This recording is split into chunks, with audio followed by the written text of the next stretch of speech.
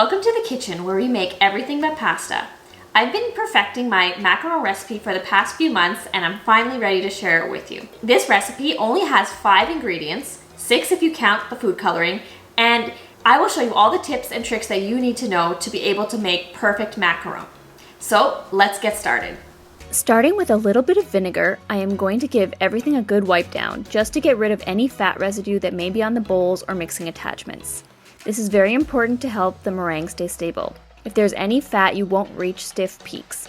This recipe only calls for 5 ingredients and all of the measurements will be in the description box below. If you're new to making macaron, I would strongly recommend that you weigh out all of your ingredients before you start. I am starting with sifting the powdered sugar. For the sugar, you can push any of the larger pieces through, but when you sift the almond flour, if there's any pieces that don't go through the sieve, you should not use it because it will make for a less smooth batter. Now we are ready to start making our meringue. Start by adding the granulated sugar in the mixing bowl along with the egg white powder. I have found that adding a little bit of the liquid egg whites and making a paste helps the egg white powder better incorporate with the meringue. Otherwise, I get bits of powder floating around the egg whites. After making your paste, you can add the rest of the egg whites in and begin mixing on medium speed.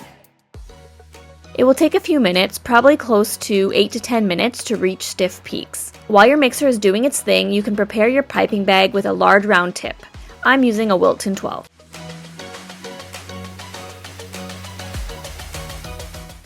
Once you've reached a stiff peak, I will add in the food coloring. Since I'm making pistachio macaron, I'm using green. Mix until the color is combined and then finish mixing by hand so you don't overwhip your egg whites. Now take a third of your dry ingredients and add them to the egg whites. Using a J motion, you're going to fold the dry ingredients into the meringue.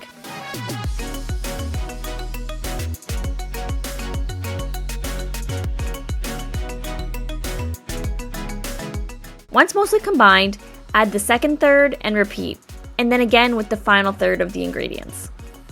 Egg white powder is optional, but it increases the amount of available protein for the meringue, especially because I use boxed egg whites, which I find a little bit waterier than fresh eggs. Many people will tell you that you cannot use boxed egg whites, but I use exclusively boxed egg whites, and you will see that my macaron turn out well every time. A trick I learned with boxed egg whites is to make sure to shake the carton before measuring out your eggs. Egg albumin is heavier than water, so if you do not shake your boxed egg whites beforehand, your meringues may never reach stiff peaks. Now you're going to do the Macronage.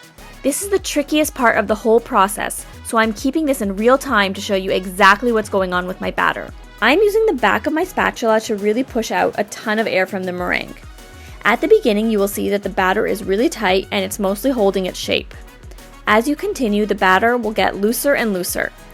Make sure to really scrape down the sides and pull any loose dry ingredients from the bottom of the bowl.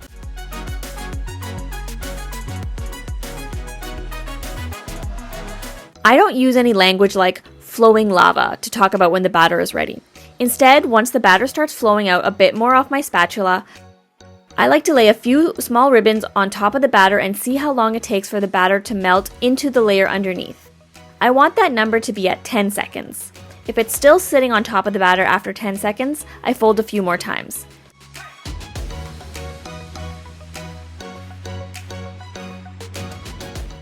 Be very careful as you do not want to overmix at this stage. You can't come back from an overmixed batter.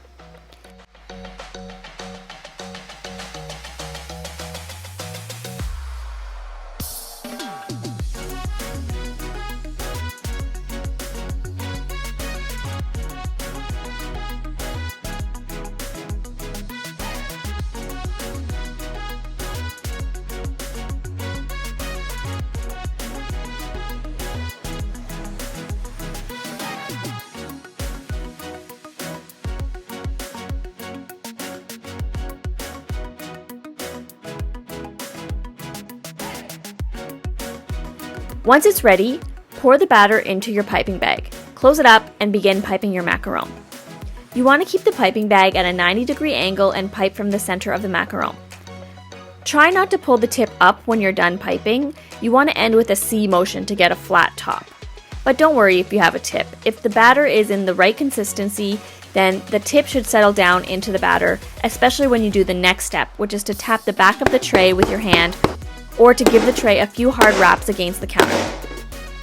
Then with a toothpick, pop any big bubbles that you see and set the tray aside for about 30 minutes to up to 2 hours, as long as it takes for a skin to form on your macaron. This will really depend on your environment in your house and the humidity levels. In the meantime, I'm going to work on my filling. Measurements will be in the description box.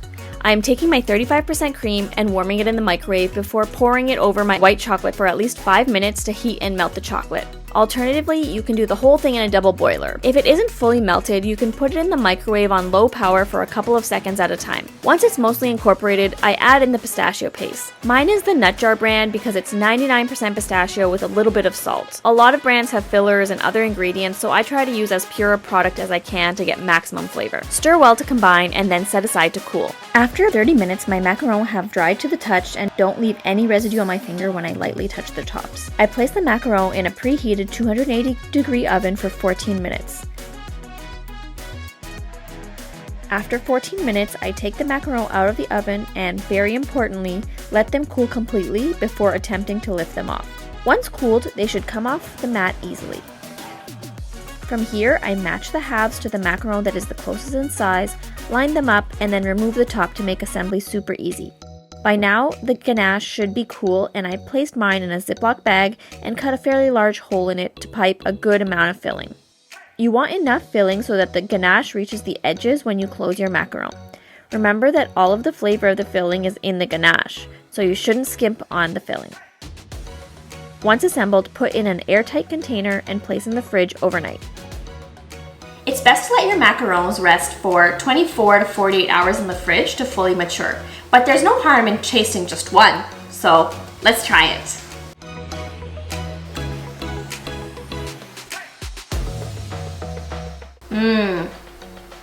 So the shells are pretty full. They're gonna mature and fill up a little bit more in the fridge, but it's crunchy on the outside, moist on the inside. I can taste that pistachio flavor. It's so good. Hey mom, do you want one? If you enjoyed this video, please give us a thumbs up and subscribe to our channel. And I just want to give a special shout out that we've reached a milestone in our Everything But Pasta channel. We have hit 1,000 subscribers. So thank you to everyone for watching and stay tuned for more recipes. Thanks so much for watching. Bye.